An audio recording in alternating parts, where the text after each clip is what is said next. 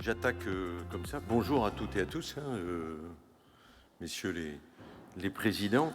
Et très heureux d'être là. Pardon, mais il y avait une espèce de journée complètement folle. D'abord, c'était le... Et je rentre dans le sujet, je vous le disais à tous les trois là, tout à l'heure. On fêtait le 10e anniversaire. Alors en fait, le 11e, il y a eu la Covid, de Tetris, qui est une boîte qui rentre dans votre spot, mon cher. Hein? Complètement. Tetris, c'est une entreprise, filiale d'une entreprise américaine, qui fait les tables d'opération pour les salles d'opération des hôpitaux et des cliniques, et qui intègre, avec la dernière modernité. Et j'avais eu l'occasion, le directeur régional le sait, d'intervenir à diverses reprises, parce que souvent, les appels d'offres des hôpitaux et des cliniques se font parfois à la volonté des chirurgiens. Alors c'est normal. En même temps, il faut que tout le monde soit bien informé de la capacité de nos technologies à répondre à leurs besoins. Et je pense que cette entreprise et ces technologies qui s'approvisionnent en Aquitaine, en Nouvelle-Aquitaine, notamment au Pays Basque, sur la base de la table d'opération est extrêmement performante. Et on essaye d'intégrer aujourd'hui, je le redisais tout à l'heure, une entreprise qui est à Brive, qui fait des salles blanches, y compris pour les hôpitaux et les cliniques, avec l'équipement de la salle d'opération. Et d'offrir, mais elle est inscrite à l'UGAP, d'essayer d'offrir la meilleure solution. C'est un job, président de région, ou région qui, en fait, nous fait intervenir un peu sur tout. Et la commande publique est un sujet de préoccupation avec les problèmes culturels français, qui sont un peu différents de l'Allemagne. Quand on regarde les flottes automobiles des différentes collectivités, je ne suis pas sûr que l'on trouve le même foisonnement qu'il y a dans les flottes des collectivités allemandes. On n'a pas la même culture qu'en Allemagne. On n'a pas la même culture qu'en Allemagne. Et il en est ainsi de tous les partenaires. Et cette bataille culturelle n'est pas distante de nos préoccupations de réindustrialisation et d'élever le niveau de gamme de nos entreprises. Il est évident qu'il faut fournir, sur le moyen terme au moins, une visibilité à nos entreprises quand elles sont en investissement. Et aujourd'hui, on n'a jamais eu autant d'investissements, autant de projets d'investissement. Je le dis, Patrick Seguin le sait bien, le SGAR d'Aquitaine, Patrick Amouchou, le sait bien, puisqu'on coopère parfois sur l'accompagnement de certaines entreprises. Nous, du niveau de la région, notre trajectoire, c'est de devenir la première région éco-responsable de France. Alors, éco-responsable, c'est pas simplement le développement durable que l'on a coutume d'utiliser depuis des dizaines d'années. Ça va bien au-delà. D'abord sur le plan environnemental, ensuite sur le plan social et sociétal, et sur le plan économique.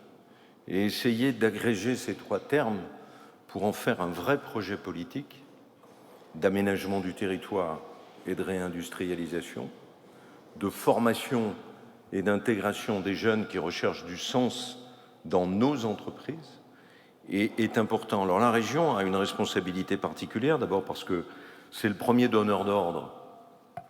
Je ne sais pas si on est devant ou derrière les hôpitaux. C'est vrai que si je mets les 3 CHU, je ne suis pas sûr. Mais on est entre 800 millions, 1 milliard d'euros par an, donc on doit être assez en pointe assez en pointe dans ce domaine-là. Et réfléchir à l'achat public est quelque chose de pas simple quand on en parle aux commissions d'appel d'offres et quand on en parle à nos équipes. Je me souviens avoir eu un jour, suite à l'alerte d'une entreprise qui fait du lamellé-collé dans le département de la Creuse, une alerte me disant quand une commune ou une collectivité fait un appel d'offres pour faire une salle polyvalente ou une salle des sports, souvent, dans le paragraphe approvisionnement, c'est Bois du Nord, quand on veut faire des poutres en lamellé-collé. Bois du Nord. Or, il se trouve que dans le Limousin, mais aussi en Auvergne, il y a eu toute une histoire de plantation de pin Douglas et que nous sommes en capacité de fournir avec le Douglas énormément d'entreprises et quand on fait une salle polyvalente, une salle des fêtes, un gymnase, un lycée, un collège, une école, souvent on fait des poutres en lamellé-collé. 70% de ces commandes étaient en pin du Nord. Le diable se niche souvent dans le détail et il faut impérativement que nous puissions essayer d'informer. Alors la rédaction d'un cahier des charges de la commande publique est un peu touchy, si j'ose dire. Les collaborateurs ou collaboratrices qui rédigent cela n'ont pas envie d'oser. Et un certain nombre de critères, mais vous les savez, on en avait parlé lorsqu'on s'est vu, doivent répondre aussi à des réglementations européennes qui certes s'assouplissent, des réglementations françaises qui sont par nature compliquées, comme l'est un État centralisé, un zéro. Non, ici, c'est un vieux complice avec lequel on débat depuis 25 ans, au moins. Et donc, il ne faut pas simplement faire du copier-coller. Comment, si l'on veut décarboner nos transports, on rapproche les sources d'approvisionnement? Et comment on peut indiquer dans un cahier des charges qu'on va se fournir à moins de 100 km? Comment on peut le dire? Comment on peut l'écrire? Et comment derrière, parce que c'est intéressant, on a en projet en Nouvelle-Aquitaine 2 grandes entreprises sur la transformation du pain maritime. Pour, dans le cadre des appels d'offres qui soient publics ou privés, comment on peut insérer de plus en plus de bois, nous sommes la première forêt d'Europe, dans le cadre d'une commande publique qui soit pérenne, qui donne une visibilité. Sinon, nous n'approvisionnerons pas nos entreprises. On sait que si l'on veut construire en bois, ce bois est préfabriqué. Donc il y a tout un travail précis à faire. Alors là, ça s'appelle le développement durable et nous, dans le calcul que nous faisons dans le cadre de la transition climatique écologique, plus de 70% d'aujourd'hui de nos projets, de nos achats sont durables. Après, si l'on rentre dans le détail, la construction, comment est-on capable de cibler nos PME, nos ETI, nos TPE, nos artisans? C'est pour ça que nous avons choisi, et c'est en interne, parfois plus compliqué et plus lourd, nous avons choisi de procéder par lots séparés. Et quand vous procédez par lots séparés dans un appel d'offres pour construire un lycée, mais c'est la même chose pour construire une école ou un collège, vous faites travailler la proximité, vous faites travailler les entreprises. Et vous orientez la commande publique vers nos acteurs. Et je suis assez fier d'avoir été pendant longtemps à la tête de la seule collectivité qui a permis de maintenir autant d'entreprises du bâtiment, voire des travaux publics, parce que tout ce secteur s'est largement consolidé. Et ces entreprises ont bien entendu plus de facilité pour s'approvisionner en fourniture locales. 89% de notre commande publique est donc attribuée aux entreprises issues des 12 départements de la grande région. Donc il y a une espèce de visibilité pour ces entreprises. Un autre exemple que nous avons mis en place, c'est une structure que nous avons accompagnée qui s'appelle l'ASENA et qui regroupe tous les gestionnaires des lycées, les chefs de cuisine des lycées. Comment peut-on, à partir des 25 millions de repas que nous fournissons aux élèves par an, comment peut-on adresser nos agriculteurs en proximité ou nos entreprises agroalimentaires? Et comment peut-on, à l'intérieur de ce type de commande publique, orienter l'agriculture vers l'agroécologie? Donc on a financé un logiciel qui permet de discriminer les produits qui sont proposés dans les appels d'offres en fonction des perturbateurs, le cas échéant, qui se camouflent sur des E, machin bidule, les conservateurs. Le diable, dans les marchés publics, se niche souvent dans le détail. Et aujourd'hui, nous avons rassemblé, à travers cette commande publique, 60 millions de repas fournis. Et nous allons arriver demain à plus de 100 millions. Et ce que l'on constate, ce que les acheteurs constatent, c'est que la production agricole et agroalimentaire s'oriente vers de nouvelles pratiques grâce à la commande publique. C'est pas simplement j'achète à côté de chez moi ou dans un rayon acceptable, c'est aussi ce que je fabrique, ce que je transforme.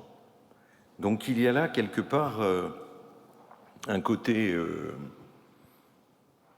de chaîne de valeur, certes, mais aussi d'éthique et d'accompagnement des transitions agroécologiques. Alors, la commande publique ne suffit pas parce qu'on sait que la commande privée est aussi importante.